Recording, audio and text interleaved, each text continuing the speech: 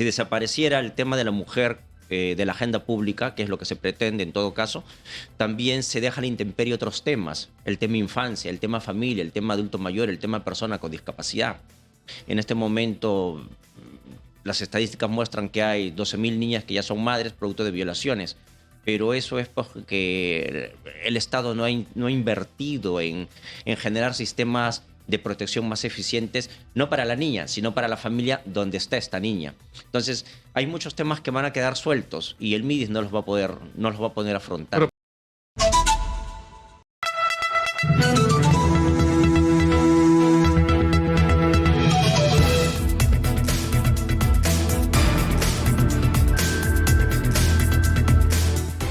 estamos en Exitosa, la voz que integra el Perú, 95.5 de la FM en Lima, canal 34 de Movistar. Soy Nicolás Lúcar, esto es Hablemos Claro.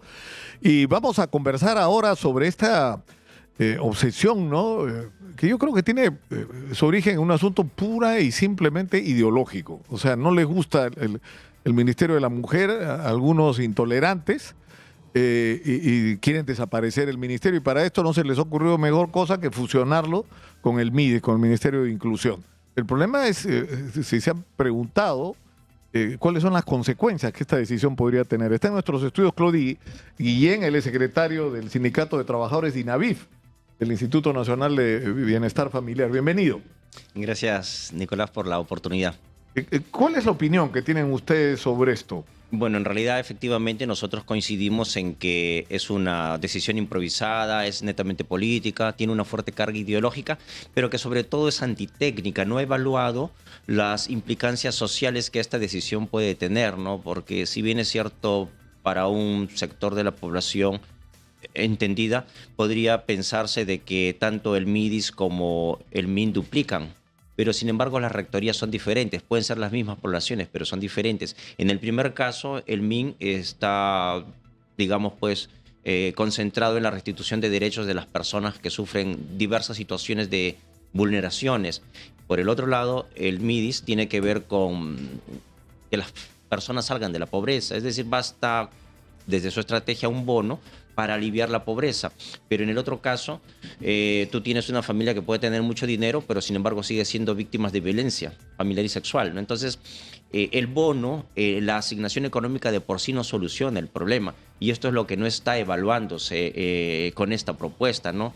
Además que, si bien es cierto, si desapareciera el tema de la mujer de la agenda pública, que es lo que se pretende en todo caso, también se deja a la intemperie otros temas, el tema infancia, el tema familia, el tema adulto mayor, el tema persona con discapacidad.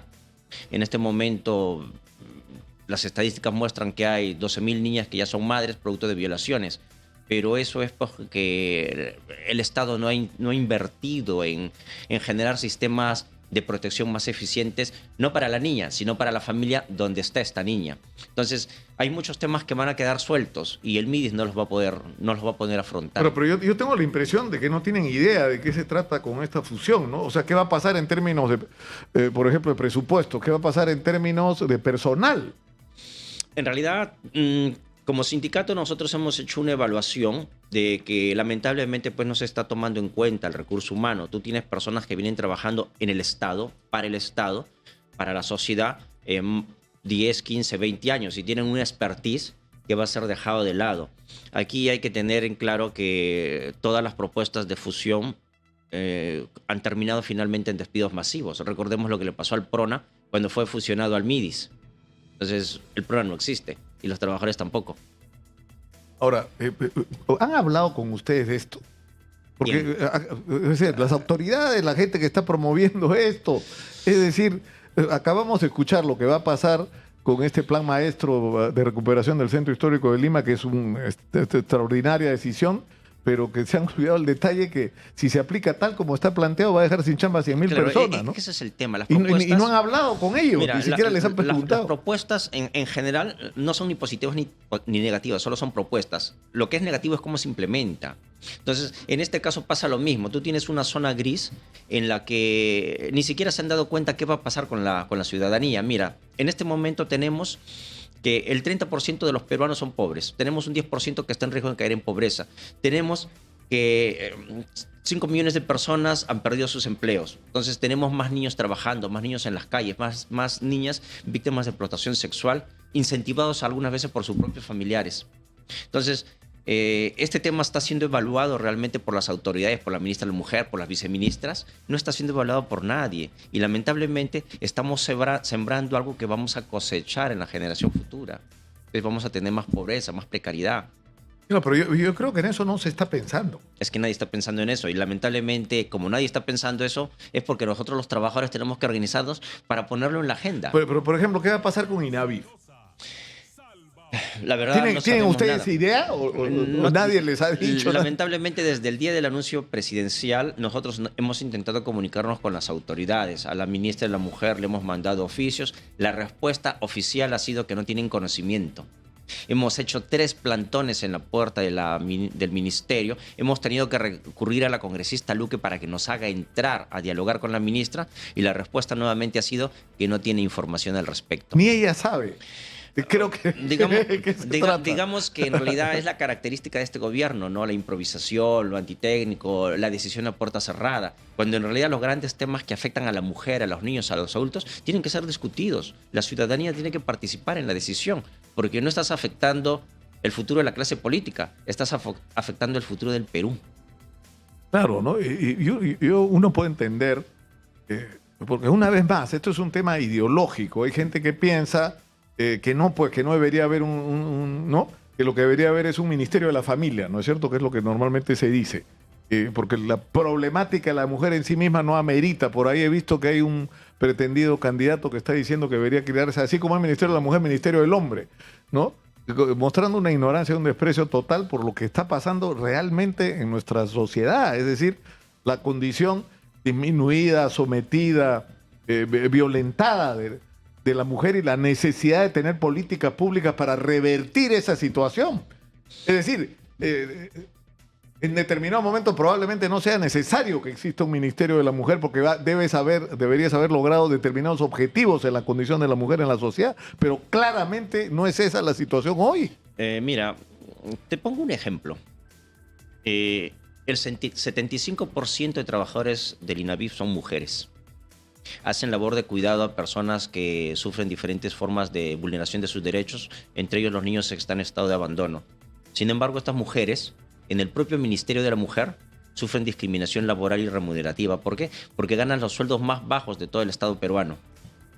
Entonces, es cierto que en el Perú todavía no se han resuelto temas respecto a la mujer. Tenemos una herencia histórica de cientos de años y quizá miles en la que la mujer ha estado condenada pues, a hacer la cola. Pero llega un momento en que necesitamos a estructuras estatales que visibilicen temas. O sea, el Ministerio de la Mujer en este momento es importante, es necesario. ¿Por qué? Porque mucha gente todavía no acepta que somos iguales.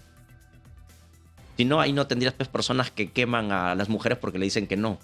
O no tendrías el esposo que mata a la esposa claro, porque pero sencillamente yo creo que al final, y no pretendo ser ofensivo, sino objetivo, más o menos el mismo fenómeno lo expresan los congresistas o los políticos que creen que no se necesita un Ministerio de la Mujer, pero ¿para qué? Si todo está bien con las mujeres. Eso es lo mismo, al final de la historia es lo mismo, es el mismo desprecio por las mujeres, es la misma convicción de que las mujeres son seres disminuidos y su conducta es la que prueba que necesitamos un Ministerio de la Mujer. Es la mejor prueba, la conducta de estos energúmenos es la mejor prueba que necesitamos un Ministerio de la Mujer. Digamos que no tenemos la mejor clase política. Sí, pues. Pero digamos que también esto está junto a una ideología que lamentablemente pues, está enquistada en muchas personas, ¿no? Un pensamiento machista, un pensamiento que disminuye al que es diferente. Y aquí no solamente se disminuye a la mujer, se disminuye a los niños, a los adultos mayores, a las personas con discapacidad. Entonces regresamos a que si sacamos este gran gorro de la mujer, igual van a quedar a la intemperie otras poblaciones vulnerables. Bueno, muchas gracias, Clovi, por estar con nosotros y ojalá que esto comience, primero porque se aclaren la mente, porque no tienen idea, ni siquiera saben de qué se trata. Salió el anuncio y deben haberse mirado ahí entre ellos o deben haber chateado, debe ser divertido ver su chat para preguntarse, oye, ¿y eso? porque estoy seguro que... Como sindicato nosotros en realidad estamos decididos a poner en la agenda pública el tema de infancia y familia. El día de hoy vamos a tener una asamblea general de afiliados al sindicato porque definitivamente tenemos que irnos a una acción que permita visibilizar el tema y lamentablemente nos vamos a tener que ir a hacer una huelga de hambre, pues mujeres frente al Ministerio de la Mujer haciendo huelga de hambre. Qué horror. Muchas gracias por estar con nosotros. Gracias por la invitación.